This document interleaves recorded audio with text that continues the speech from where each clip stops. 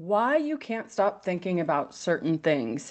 Today, I felt compelled to expand on this blog because we all experience this in some way, fashion, or form. I think some more than others. Probably we're all on a spectrum of overthinking things. I know I got caught up in a wave a few days ago, and I really cleared my schedule as much as possible and doubled down on my own needs, wants, desires, and really a lot of some people would call it self-care, but just really doing the minimum for the day would be what I would call it.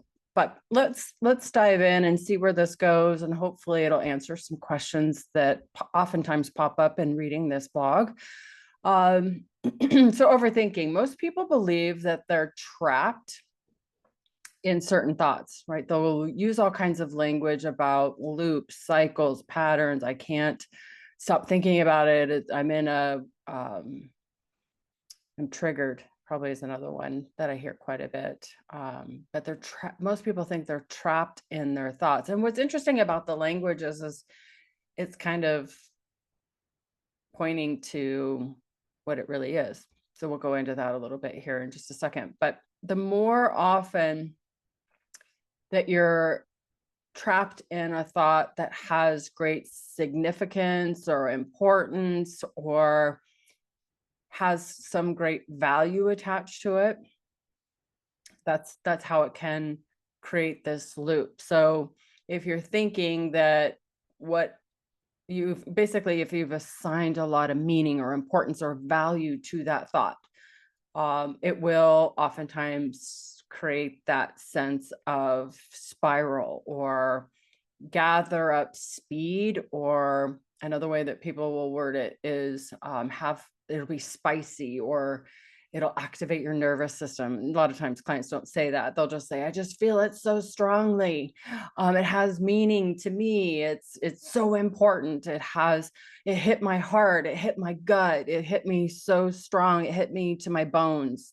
All sorts of different language, but all words that point to the nervous system being activated, being dysregulated, being oftentimes it's insecure thinking. Oftentimes it's feeling overwhelmed, anxious, worried, stressed, all words to lead to the same thing.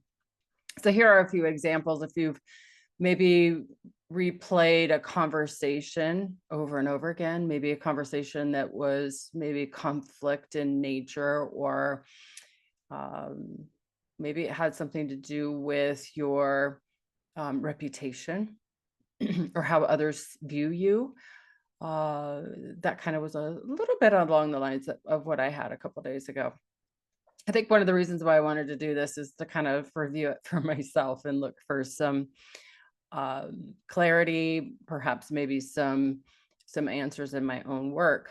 And maybe I'll give you a little bit of insight as I go along. We'll just see how this goes. But another one would be if you've ever laid in bed, maybe in the morning or at night, or maybe even waking up in the middle of the night, trying to solve something that happened or is going to happen. I think we all have done that. I think for me, I used to do it a lot more than I do anymore. Now I really love my sleep so much. I have really mastered my sleep to the level that it is so very vital and so important that I know that it impacts multiple days in advance, that I know how to put thoughts down. Just put them down. Tomorrow is another day. If it's important tomorrow, I will contemplate it.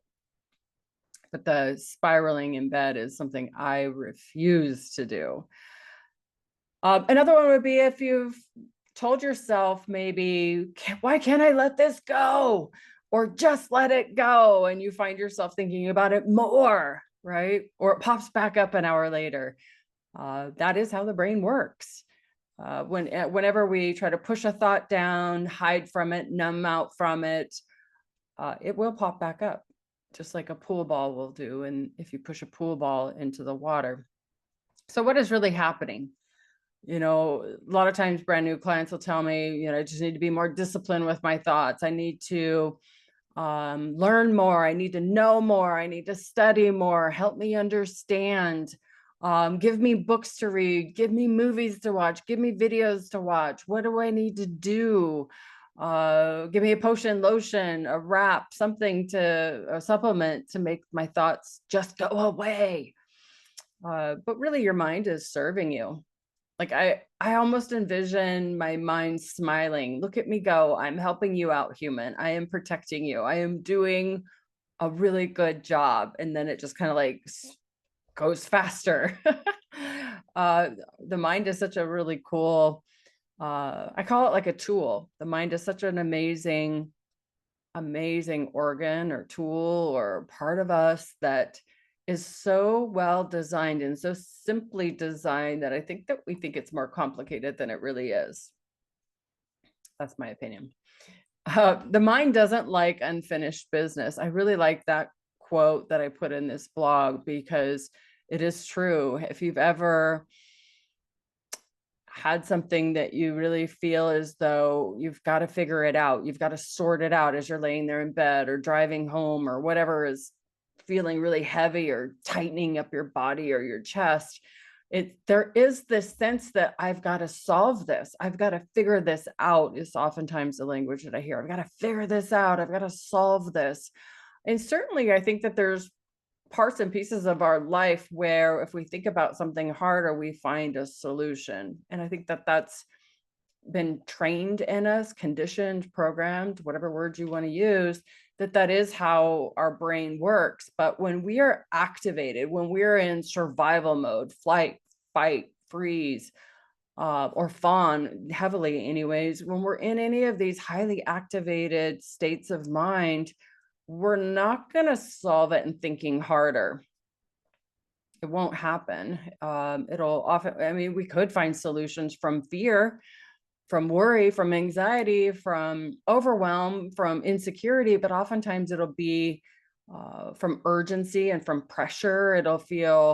Uh, it'll have this sense of, I need to act on this really quickly. And a lot of times that's when we make really poor decisions. Usually it's from a reactive state of mind, not from a contemplative knowing or wisdom or heart-centered or from our values or morals or principles. It'll just, especially if the urgency piece, that I'm very familiar with. That is something that I've done a lot of work on, and it can pop up. In fact, last night it popped up uniquely. I was thinking about this earlier. Urgency has been something I've done a tremendous amount of work on. And like I tell all my clients, that there's no bad feeling or wrong feeling. It has a purpose. It just doesn't need to be used every day. Urgency or pressure or anger. It can be a tool in your tool belt, or it can be in the back of the bus, and it can just stay in the back of the bus unless you call on it. But yesterday we had a dog, a very large Doberman Shepherd, visiting our home, outside of our home, and our two small dogs, Boston Terriers, were outside just going potty and minding their own business. And I heard one of them barking, and I heard them from the other side of the house. And I looked out the window and I was like, oh my gosh, this giant German Shepherd that is 5, maybe 8 times the size that they are. I ran through the house and I ran out the door past one of my dogs and told the other one to go. And I'm yelling at the German Shepherd in a very stern voice, demanding that it leave, that you're not welcome here. And it did. It finally left on its own accord.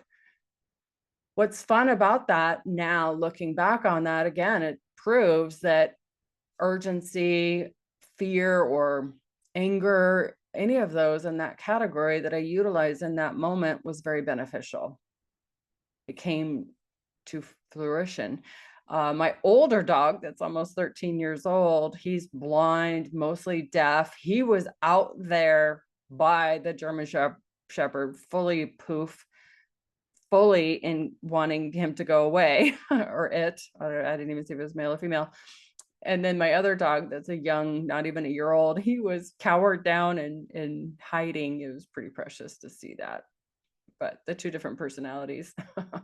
But mom came and saved the day, chasing the dog off, letting it know that this is not, you're not welcome here. So I think all feelings are valid. I think that all feelings have their place and their use.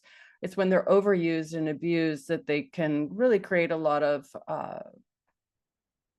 disheartenment, lack of well-being, can lead to depression, honestly. But anyway, so the mind does not like unfinished business. I kind of went on a tangent there. I apologize. But the mind doesn't like unfinished business. The mind likes knowing certainty. The mind likes familiarity. The mind likes knowing that there's safety in moment to moment to moment to moment. The brain scans every second, looking at our surroundings through our senses to make sure that we're safe. Smell, sight, taste, hearing, touch, all the things, right? It's looking to make sure that we are safe. So when we have something on our mind that activates our nervous system, fear, worry, stress, anxiety, any of those negative on the spectrum feelings, and we have a thought that is that we need to solve it, that's considered unfinished business. That creates scarcity, that creates fear, that creates unknown, that creates a lack of safety.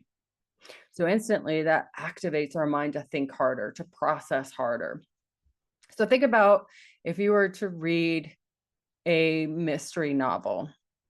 Maybe you were given a mystery novel and half of it is ripped out or missing. Okay, so you get halfway through the novel and the pages are gone. They're ripped out. There's no explanation, no ending, no answers, no solution, no crime solved. The mind treats uncertainty the same way as you just thought that how you would feel if you read a novel halfway through a crime mystery or something that, left you on the edge of your seat. Your mind wants closure. Your mind wants completion. It wants certainty. It wants something to feel solved. The problem is with our own minds and our own modern world, our modern reality, our emotional sense, right? We are emotional beings. We sense everything through our emotions. So the problem begins when we mistake our thinking as needing to be solved. We need to find the answer. We need to make it known or safe or solved. Okay, so that sends our brain into overdrive and looking in our imagination for a solution. And in our minds, all we have to reach for is past experiences. So that's lived or experience. And so that could be movies and music and things that we've heard. And that's what our brain goes back through. Our brain does not know what the future holds. Kind of funny, huh? Kind of crazy. Anyways, thinking harder rarely will create the information that you're looking for, because the information you're looking for doesn't yet exist, because you're living in the current moment, but your brain is looking in the past for the answers. So it's searching through all the filing cabinets, all the parts of your brain looking for a solution. So let's assume that you send out an important text to somebody that you care about, right? And it goes unanswered. They don't reply to you. And there's some sort of urgency. Maybe the clock is ticking. Maybe there's a timeline. Maybe there's you need to know by this time sort of thing. And it goes unanswered. They don't text you back. They leave you unread if that's something that you pay attention to. So what does that mean, right? What does that mean? Are they upset? Are they mad at you? Did you do something wrong? Did you hurt their feelings? Should you send another text message? So time passes, hours, days, whatever the time passes. Your mind will keep that mental file open. It's like the novel that's missing the pages. There's missing information. There's bits and pieces that are unknown and scary. So your mind is going to look for the answer swiftly, quickly, searching, predicting, assuming, speculating. Not because there's any new information, because it hopes to find more information. So not every thought stays. Okay, so thoughts dissipate if we don't pay attention to them. Thoughts will move through us if we don't believe them. Thoughts will vanish if we don't put importance on them. Thoughts will move through us if we don't grab onto them. Okay? Thoughts will fade and dissipate in 90 seconds. If we go, whoop, there's a thought. Oh, here comes another thought. What am I going to think next? Thoughts lose their grip on you if you see them for what they are. They're just energy moving through you. Thoughts happen rather quickly. There's all sorts of estimates. Every class, every course, every program I've taken, everything I've ever studied, there's anywhere between 30 and 100,000 thoughts a day. So I don't know, is that true? How would they know that? Most thoughts move through you without any effort. Some thoughts just pop up and just dissipate. Most thoughts you're not even aware of. Okay. So the ones that you grab onto and label as important, they feel important. Okay. So when you have thoughts that feel important or believable or make sense or feel harmful, painful, scary, frightening, anxious, writing, stressful, will activate your nervous system. You will feel them. They will feel important. Thoughts that feel important will feel important. I don't know if I said that right.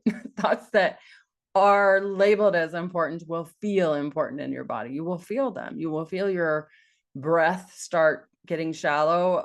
In fact, definitely for sure, a couple days ago when I had a day that I was pretty activated by a situation, I was like, look at me holding my breath. I took a deep breath and it is amazing how breath does kind of move things a little bit more.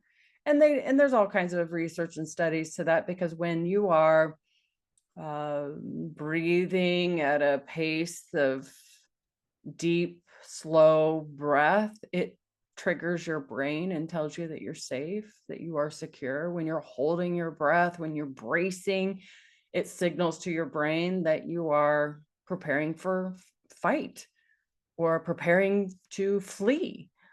So breath work, though some could assume is a little woohoo, I would say I've been in that camp before. I'm like, yeah, breath work, mesh work, I don't know.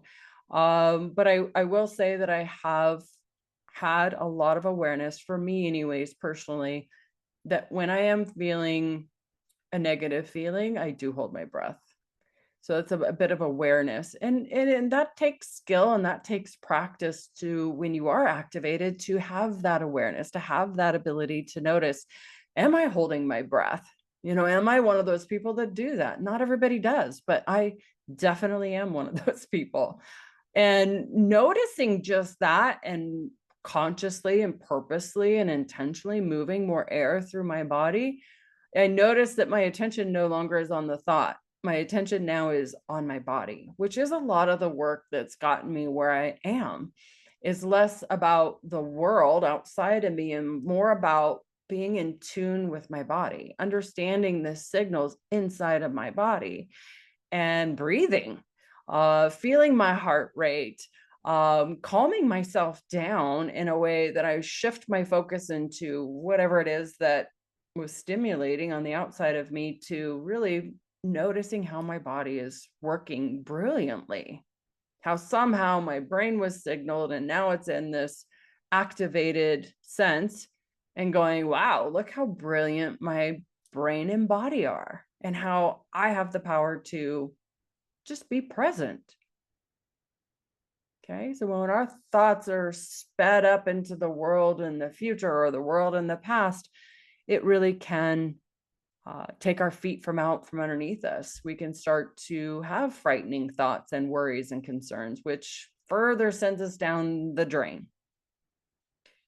So the meaning we attach to all of our thoughts determines how important it is.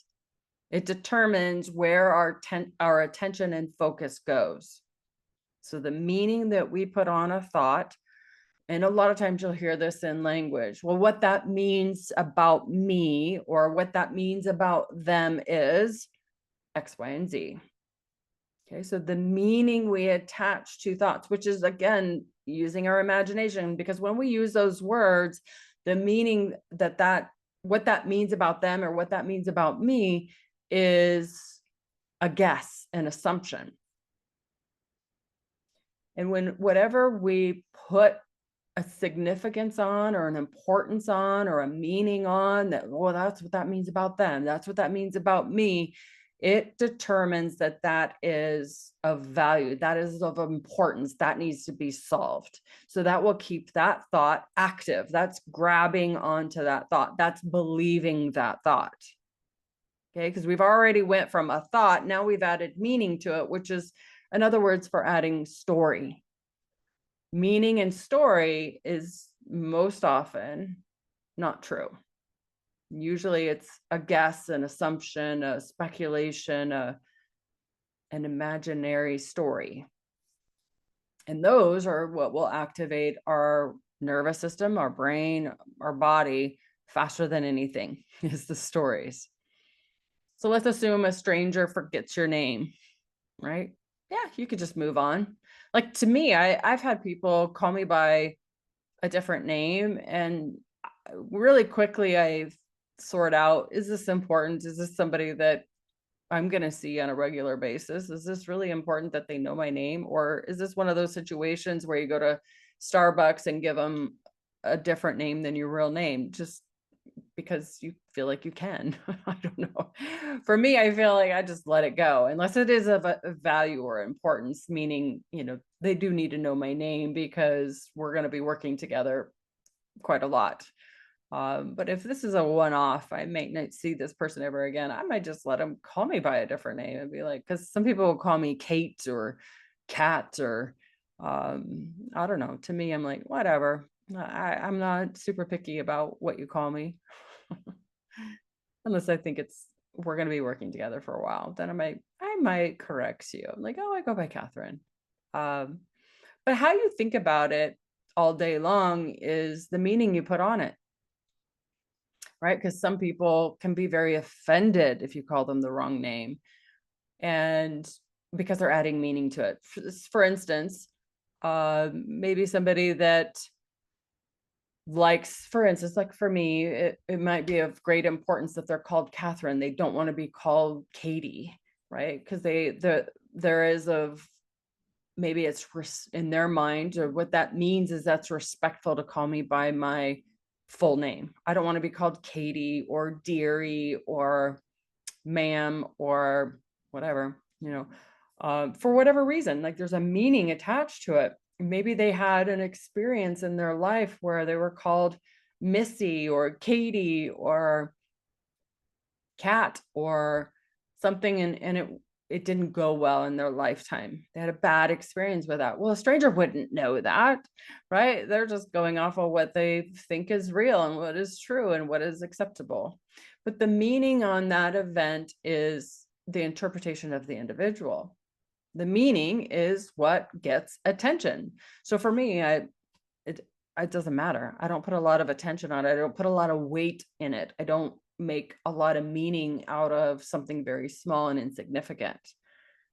Some people make a big deal about it because of their past experience, and that makes sense.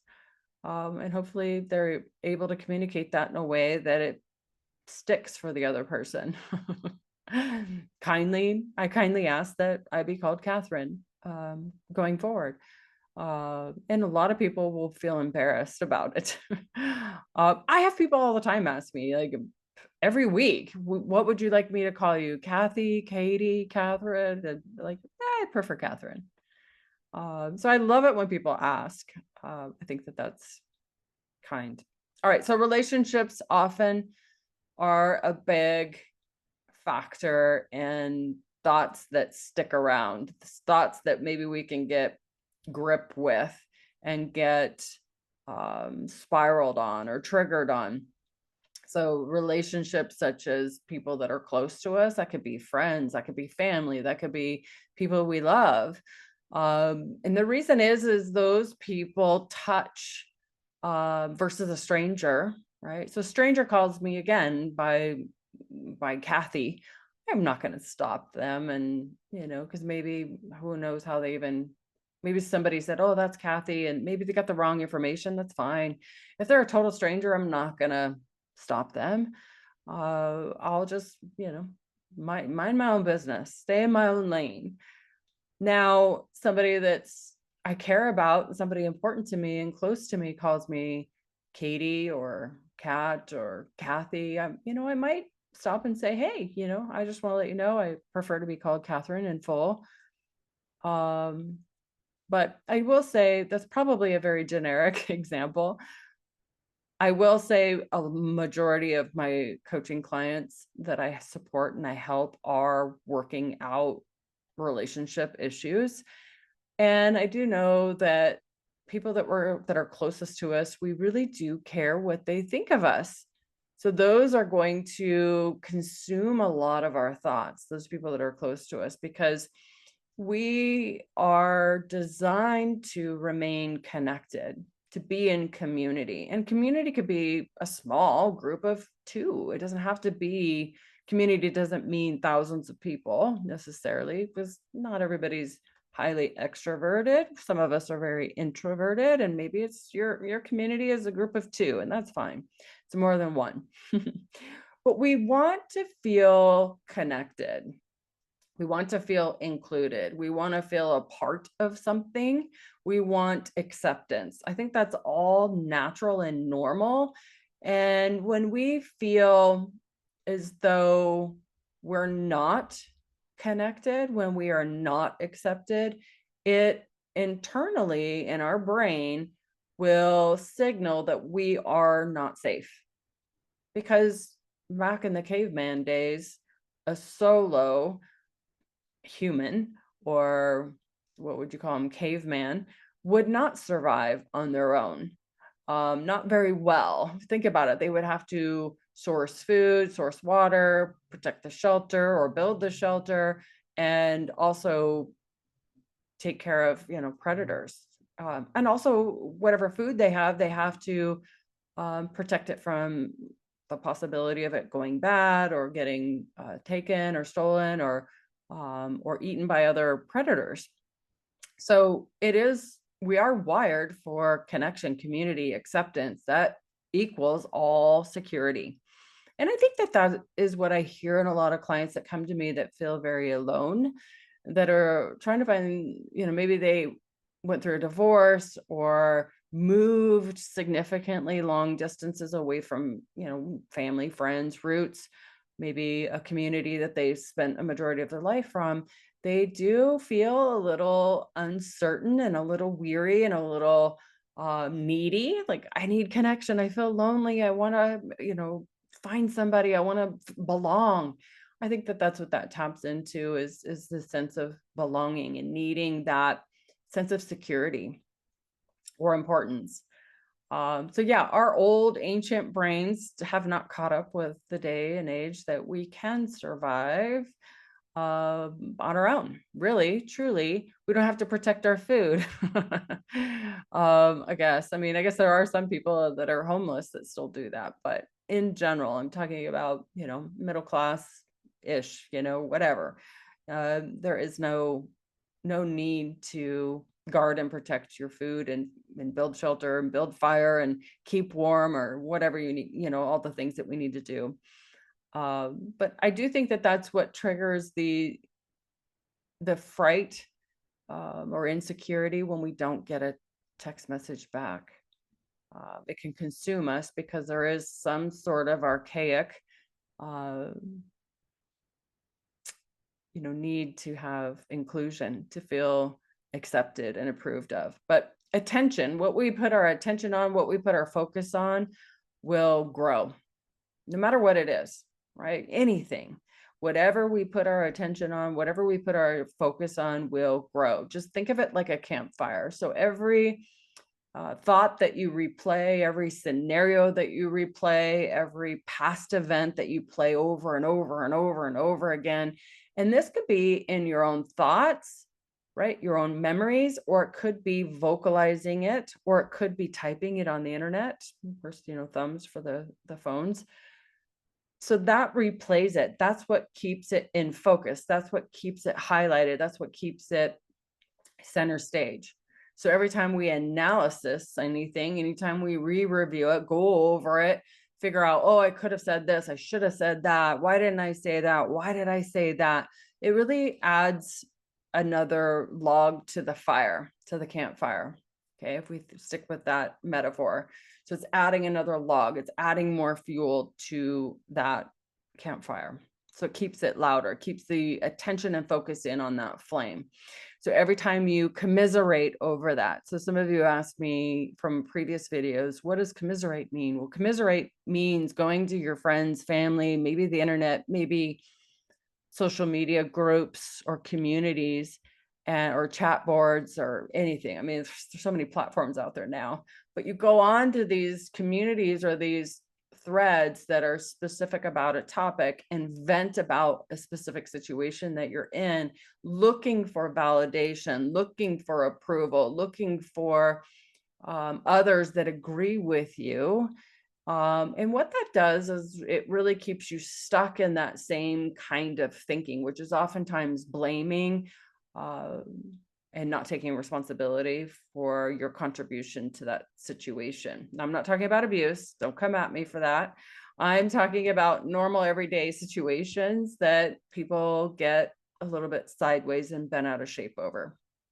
So it's commiseration is finding groups of people that agree with you, that tell you you're right, and they don't challenge your thinking. They don't say, is there another way to look at this? Is there another perspective? Well, what did you learn from that situation? How are you moving forward? How are you going to prevent that from happening again? What is a way to let go of this? Is there a way that you can learn from it, make peace with it, accept it, forgive and forget, and learn and move forward, right? So that commiseration is really keeping you focused in on the problem and making the problem bigger, saying, oh yeah, they are a terrible person, how could they do that to you? You don't deserve that. That's really not helping you move forward. And I know I get some hate on that line of thought right there. I think that, and the part that I get hate on is like, well, where's the empathy?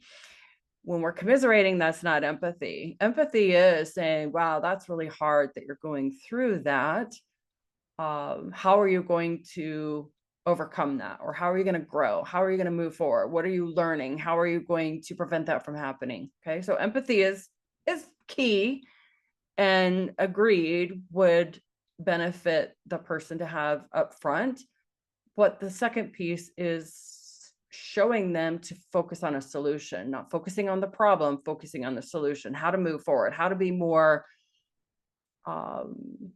build more strength, empower them, have them become more of a leader, right? Leadership, having more strength, more courage, bravery, overcoming, and next time being more direct, solving it, whatever it is, right? I don't have anything specific, so I'm just kind of rambling. But every time we go to commiseration, it keeps that type of thinking alive, and it keeps the focus and the attention on the problem. It doesn't help you create a solution. So a lot of times when I work with new clients, they are very problem focused. Here's all my problems. This is why my life sucks. Problem, problem, problem. Well, how do you want to feel? Well, I don't know. They don't know because they've been rehearsing and really staying stuck on the problem. So they add another log to the fire. The fire continues to grow. The thoughts become stronger and the feelings, of course, feel stronger. So the mind mistakes that intensity for importance. Okay, so the mind mistakes the strength in those thoughts and those feelings as important. Like you'll feel it in your body stronger. You'll feel more, what's the word I'm looking for? Righteous. You'll feel more entitled. I hear a lot of that with some newer clients. Is a lot of entitlement. Oh, I'm entitled to X, Y, and Z, and it's not fair that they have this, that, and the other. Life isn't fair. This isn't fair.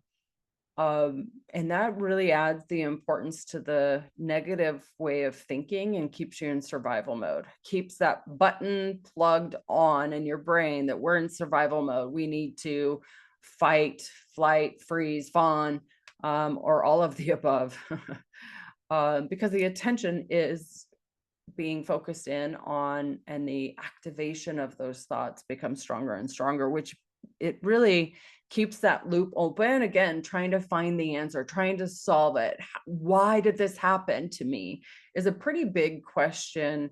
I get asked a lot by brand new clients, a lot of why questions. Why did this happen? Why did this occur?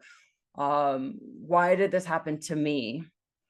Where did this start happening? Who did this to me? And it's really a lot of blame, right? It's finger pointing and blaming and complaining and pinning the tail on the donkey, and it's not taking ownership and responsibility. Where if you work with me, that's a big piece of what we work on, is taking ownership and responsibility for your life. Why? Because it gives you a sense of control. It gives you a sense of agency in your life. It gives you an opportunity to see how many choices you have in every minute of every day. Okay, so right now, where you are, where you're sitting, is an accumulation of all the choices that you've made leading up to this point regarding your health, your weight, your job status, your financial status, your mental status, where you are in the world. Every single choice has led you up to this. And we have thousands of choices every day, and we just oftentimes don't know it because we're on autopilot. And there's other videos on autopilot, so you can have a blast and watch those. So thoughts, okay, create emotion. Thoughts create emotion, or thoughts create feelings. We think, we feel, we do. That's really the simplest I can break it down for everyone. We think, we feel, and we act all day long, a million times. Okay. A million might be a bit of an exaggeration, but maybe. I've never counted it, but we think, we feel, we do. We think, we feel, we do. Or on the do, it might not be do anything, but I guess if you're laying on your bed or your couch, you're doing something, you're laying. So to really break it down in the simplest way, that's the root of it. But to make it a little more fitting for this video, we think something, we have an emotion, and our attention gets focused in on that emotion, that feeling in our body, right? The nervous system lighting up, our muscles tightening, our heart rate going up, our breathing contracted or slowing down. And then all of a sudden that feels important in our body. So it creates more thinking. What does this mean? And what does that mean leads to storytelling. It leads to the imagination activating, and it creates a movie in your brain. And it creates a stronger emotion based on the movie that plays in your brain. So that is a loop. And we get stuck in that loop. Whenever I'll have clients that'll come to me, or potential clients, I'll have a consultation and they'll say, I'm just an overthinker, and they think it's funny. Certainly I can laugh with you, but the issue is taking on that label, is putting it on. It's like tattooing it on your forehead. I am an overthinker. When if I felt that way or thought that way, if I had a thought one day like, oh, I'm an overthinker, that is instantly an area to work on. We got to let go of that label, detach from that label and that line of thinking, because when we say that, when we think that, now your brain's algorithm is, let's overthink everything. because that's the command that you've given to your brain. So now your brain's algorithm is, I'm going to overthink everything now because that's my identity. That's who I am. So that creates an even stronger loop. So that is the first thing we want to break, is any of those identity statements. So the relationship to yourself and your life is, I'm an overthinker. Well, guess what? You're going to overthink everything because that's the command you've given your brain. And your brain loves to go out and try to solve all the things that are going on in your reality on overdrive. That creates the loop, and that identity statement will reinforce it. Okay, I know people think that's funny, but it's not. Um, and another thing that can occur is some people think they're stuck on an event, right? They're stuck on an event, something that occurred, a situation or a circumstance. They think, oh, I'm stuck. I'm stuck in the mud. I'm stuck in this. I can't stop thinking about this. Well, if you say you can't, you won't, right? That's another two words that are very powerful to the brain. I can't. I know every time I say I can't, if I feel like I stop in my tracks and I pay attention to, what am I saying? What am I thinking? Because whenever I say that, it's truly a big brick wall, and I won't. It's fascinating unless you start auditing and editing your words and start recognizing when you use such disempowering words and go, whoa, what happens when I believe that thought? The follow through becomes realized. I won't. Okay. And people think they're stuck on an event, maybe, they're heartbroken or devastated or been rejected. That's not the event. That you're stuck on the meaning of the event. When you label an event as, I got rejected, or I am rejected, or I am not good enough, or I am been overlooked, or I have been broken up with, they don't love me anymore, I'm not lovable. That's the meaning that you added to that situation or circumstance. So the event that happened in your life might have been seconds long. Now, I will say, some people will fight me in the comments and say, well, my divorce was a year and a half long. That's not what I'm saying. That's not what I'm saying. Truly, the event, right? Certainly, I know that some people's divorces are last years. I've known people that have gone years going through divorce. That's not what I'm saying. The break off, hey, we're not doing this anymore. I'm done. This is over. You'll be served papers. That is the event. That's one time. It's a small amount of time in your life, and that's done and over with. Okay. But the meaning that gets added, the layers and layers of story and meaning, and what that means about you, and the embarrassment and the shame and the guilt and the should-haves and the would-haves and the could-haves and the blame and all the finger pointing and all the anger and rage, that's not a moment in time. That's hours and hours, and maybe weeks and months, and maybe even for some decades. Sadly, I've seen that, where people wallow in the event for months, years, decades, and sadly, it dims their light.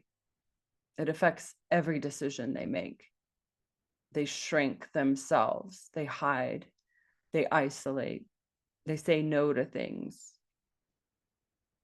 So the meaning that we make on anything that happens in our life can either empower us or can disempower us. There's a quote out there. How does it go? Anything that happens to you either strengthens you or it destroys you or it defines you. So I choose the strengthen. I think I did that in the opposite order of the way that I've been told that it was a Dr. Seuss quote, but then I've also researched it for a little while, and I kind of went down a bunch of different rabbit holes, and I was told that that's not really where it came from. It wasn't a Dr. Seuss quote. So I don't know. If you know, let me know. But I think it's define you, destroy you, or strengthen you.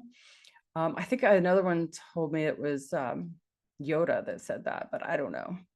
Anyways, I'm borrowing it from someone, but I do believe that events in our life, we have a choice in allowing it to strengthen us, right? We become more aware, we learn from it, we grow from it, we become more resilient. If we bump up against something like that again, then we're more informed and we make different decisions, we take a different path.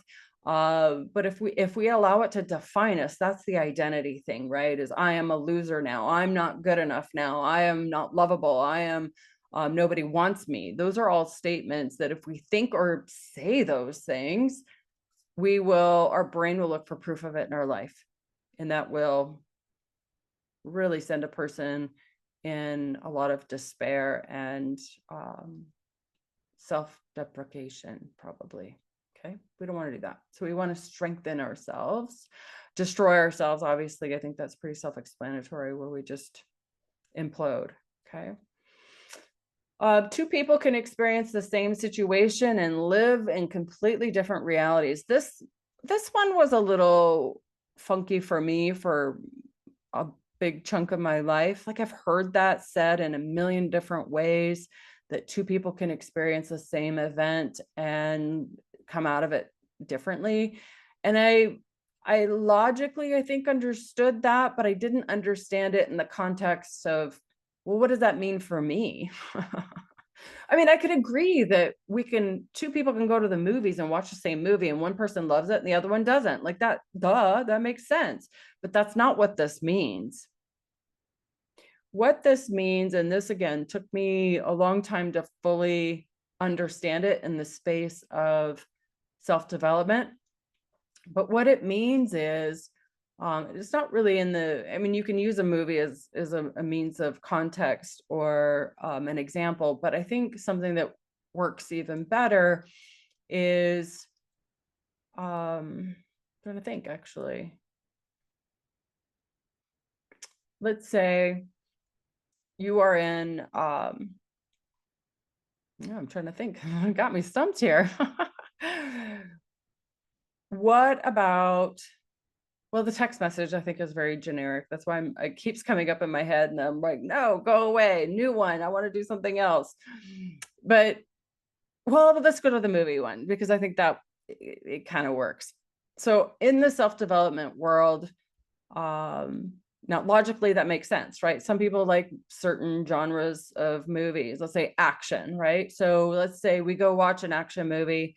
I love it, you hate it. Okay, that's a choice. That's a preference. That's a genre thing. But let's say before we go into the movie, both of us know that it's action. Both of us agree, let's go to this action movie. And both of us agree to stay open-minded, open-hearted, and really watch it from the lens of it being enjoyable, an experience, memorable. Find something about the movie that you enjoy, that you appreciate, that you find fascinating or interesting, something about the movie that you liked, that you're, no matter what, no matter if it's bad acting or a bad plot or poor quality, that both of us agree before we go into this action movie that we're going to find one thing that we appreciate or found enjoyable. That completely changes the whole experience, because we're now not just walking into a movie on autopilot. Like, we are actually telling our brain, teaching our brain to look for something of value, something that we find intriguing or interesting or amazing, or how it was done at a high level.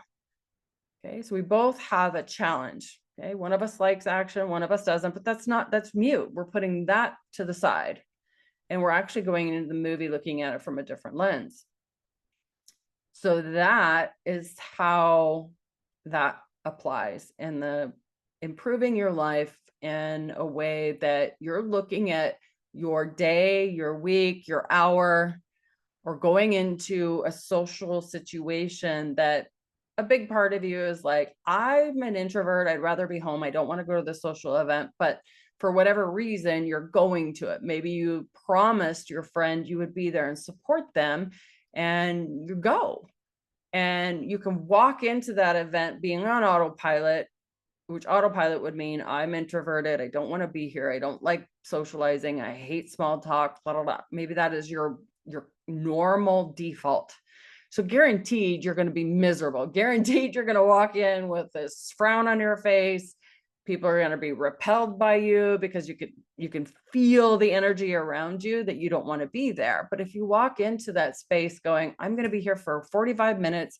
I'm excited to see my friend or my relative or whoever's event it is get their award. I'm going to be the loudest one yelling and cheering in the audience. And when they get their award, I'm going to give them a big hug and then I'm going to bounce, right? I'm not going to stay for the dinner or the post event, but I'm going to do that one thing because I cherish this relationship. I want to be there and watch their face light up. Okay, so you're going to this event. You can still be an introvert. You could still not like small talk, but still go to the event with that one important piece. So that's what your focus and your attention will be on. Okay, so that's feeding your thoughts, because I know this is an overthinking video and I can easily get on tangents, but if you train your brain to work for you, you won't be focused in on being an introvert. You won't be focused in on, being miserable or uncomfortable or the sweat underneath my armpits, or do I look like I belong here? Did I wear the right attire? Right? That's what feeds overthinking, is a lot of this me, me, me, me, me. When you're going to the event to be of service to your friend or whoever it is that's getting the award, your focus is not on you anymore, because it isn't about you. Nobody's going to remember you. But maybe your friend, if you give them a big hug. And of course, if you're a really loud screamer and hollerer and congratulations, whatever.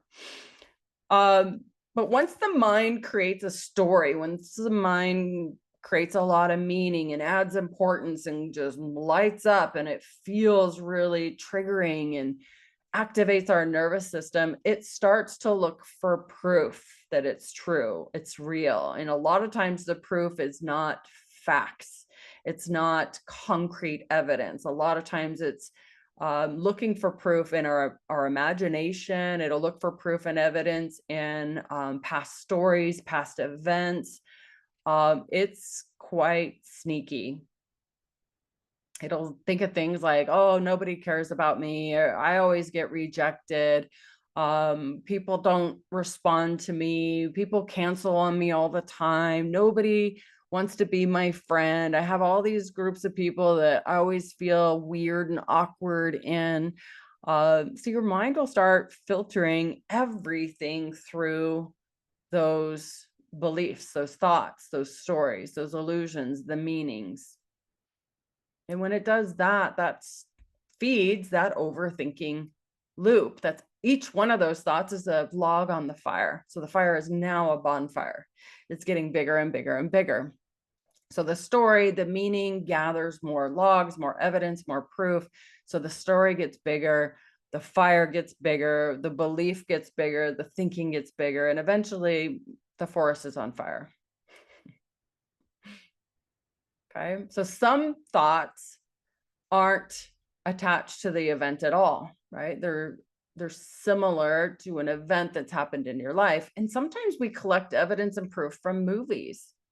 Like we'll watch a movie that someone gets rejected or heartbroken or hurt in some way, and we log it into our brain because we felt that movie, we felt that emotion jumping off of that screen. That's not how it works. But we felt that, and it was so profound, like especially a well-done movie or one that you're really into and sucked into the plot. And like I've watched movies that bring me to tears. And I like the movie Up. I know this is super random, but the movie Up, there's a part where I think it's his wife passes away. I don't know what happened, but the flood came out of my face. It was so emotional. I cried so much.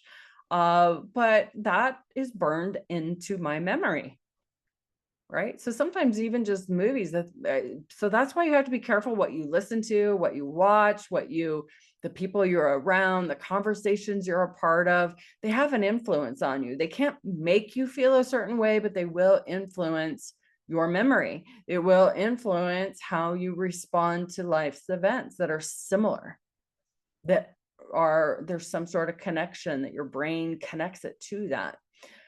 So some thoughts aren't attached to events at all. Sometimes they're attached to memories. Sometimes they're attached to identity. Again, back to those I am statements. I am not enough. I am not lovable. I am always rejected. I'm not good with money. I'm a failure.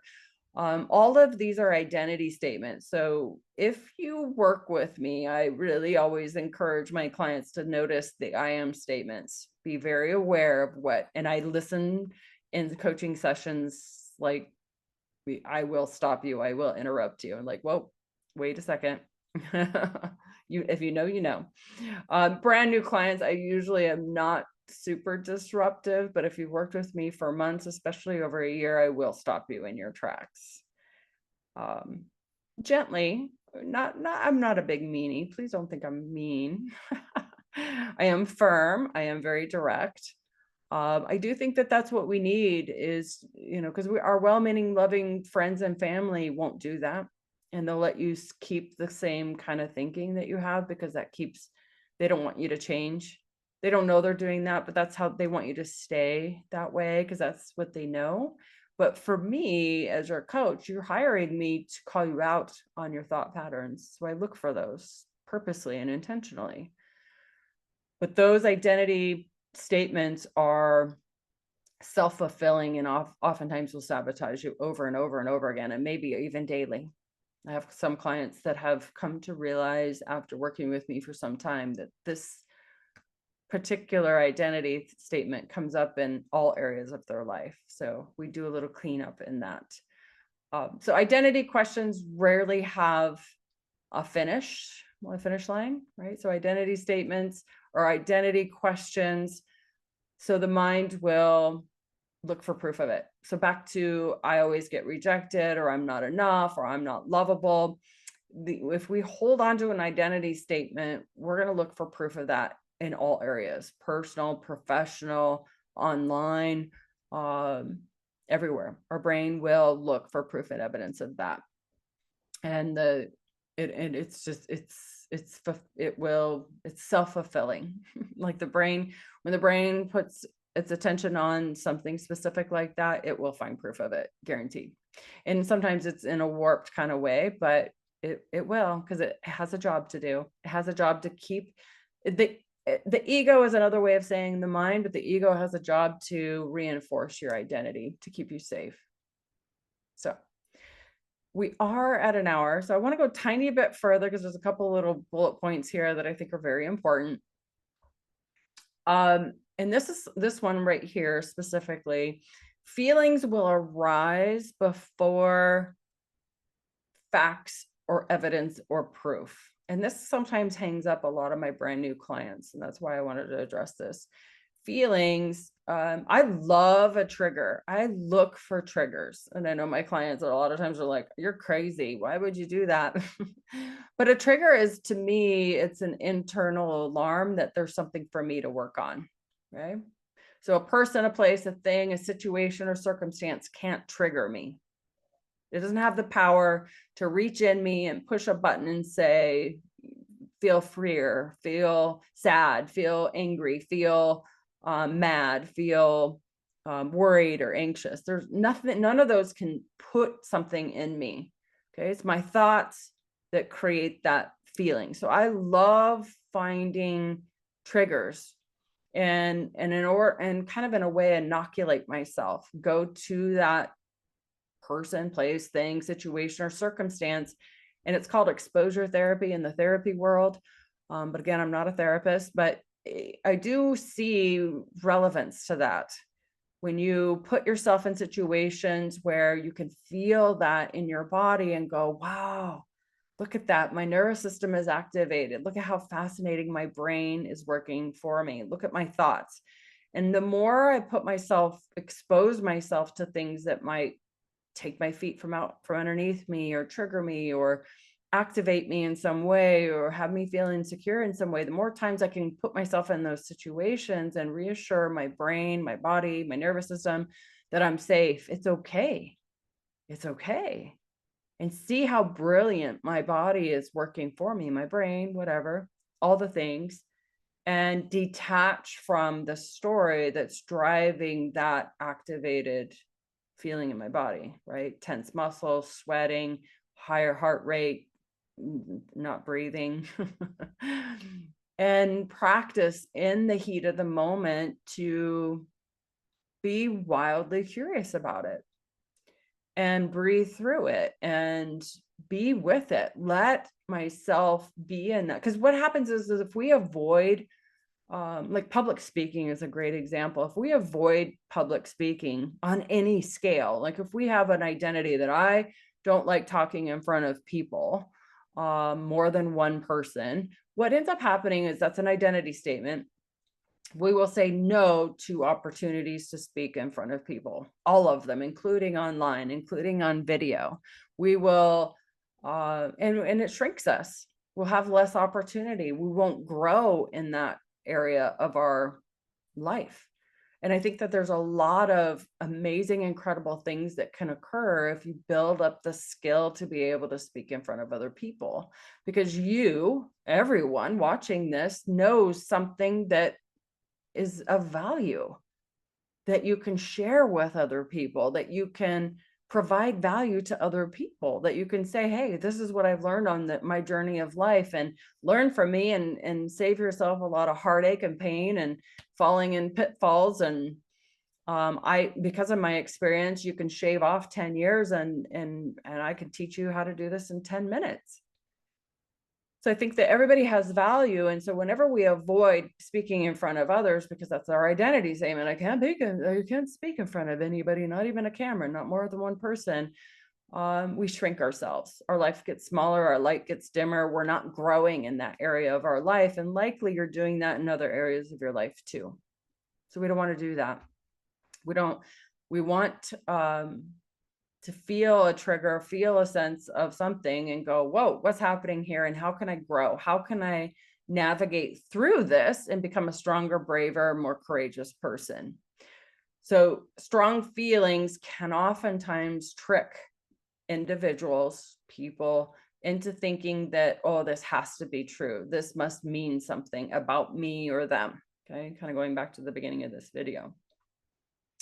More thinking is not going to oftentimes lead to clarity. In fact, I was going to note at this point, say, for me, my best ideas, my most clarity comes from working out, driving, taking a shower, working in the yard, playing with the dogs, riding an ATV, walking in nature. My best ideas come from typically doing something, but kind of being done with thinking. Like I'm not thinking about the thing anymore. I'm just living. I'm being very present. I'm being very, oftentimes activating one of my senses, right? So in the shower, obviously, my sense of smell is probably activated. My sense of touch is activated. Maybe seeing, hearing, nature. I think all of your senses are activated if you find berries or something that you can consume, or maybe you bring your own trail mix. So the thing is, that's when I get clarity, when I solve a puzzle, when I solve something that maybe, I feel like needs some attention or needs a solution to it, is when and that's why I love working out. That's why I love yard work. That's why I love, taking breaks throughout the day and doing something different, something creative, right? Painting, drawing, playing a game with somebody. So I think taking our focus off the problem and putting it on something creative or in our body, or being very grounded or very centered, will oftentimes move you from forcing your thoughts to come up with a solution into being creative and innovative. All right, I have more notes, but this is going to go on way too long. So I wanted this to be under an hour and didn't quite hit that mark, but that's okay. So what I want to end this with is, if there's something that appears to be a problem, I would encourage you to set it down beside you, put it in a box. We're not suppressing it, we're not hiding from it, we're not numbing out from it, but simply giving it less attention, maybe even for an hour, maybe for 30 minutes, and say, what if I was to go for a walk, take a shower, take a bath, go play somewhere, do something, move my body. Maybe it's even jumping jacks. Maybe it's doing sit-ups. Maybe it's doing something that you feel safe doing, obviously. Or going on a drive or going on a walk in nature and seeing if it makes a difference, seeing if there's a way that you can put your focus on something else for just a little bit and come back with a fresh new mindset. Come back with letting things take up a lot of space and energy in your mind for the moment, maybe 30 minutes, 10 minutes, an hour if you can, where it's not taking up a lot of mental capacity or taking up valuable real estate in your mind that, is no longer weighing you down, where you can shift your focus away for a little bit and just see what happens. See if you could come back to the situation or circumstance or the issue with a lighter, freer, gentler way of looking at it. Okay. Instead of the overthinking, analytical, analyzing, needing more information, needing to study it, needing to know, needing to understand, why is this happening? Because all of that is like sitting in a rocking chair and rocking, right? You're just wearing a hole in the floor underneath the rocking chair. You're actually not moving forward. So it's less focused in on the problem and more focused in on the experience that you're having, the more body aware, self-aware, and enjoying something sensory, right? Using one of your five senses. Also pay attention when you come back to whatever it is what really being really honest with yourself, what meaning you're making out of it, what stories you're creating out of it, what personalization, the me's, they're doing it to me, they're rejecting me, they're hurting me, they're purposely doing this to me. Notice any of the me's. That's the meaning or the story that we add, that adds more and more layers. Or I wouldn't do that. That's another story that can add a lot of fuel to that fire. So, but what I will say, and I'll end on this, I promise, the moment you stop believing every thought deserves your energy, deserves your attention, deserves your capacity. The moment you stop believing every single thought, the moment that you start seeing thought for what it is, it's just energy moving through you. It doesn't mean anything about you. Your thoughts aren't even you. They're recycled thoughts. That's all they are. There's recycled energy. The more you see that and detach from your thoughts and choose how you want to feel moment to moment, you begin to get your energy back. You begin to get your attention back. And the more you do that, the more you can put your energy and focus and attention on building a life that you love, that you enjoy, building a life that you don't need to escape from, building a life that you don't need a vacation from, right? And the more you can build self-confidence, the more that you can self-trust, and the more that you can love yourself in your life. Okay, so that moves all of that focus, all of that energy into being you authentically and genuinely. So, okay. I apologize for the long video. I'm sure you guys, if you've watched it up into this point, you're probably like, Catherine, stop saying that. Anyways, love hearing from you guys. Send me your questions. Talk to you soon.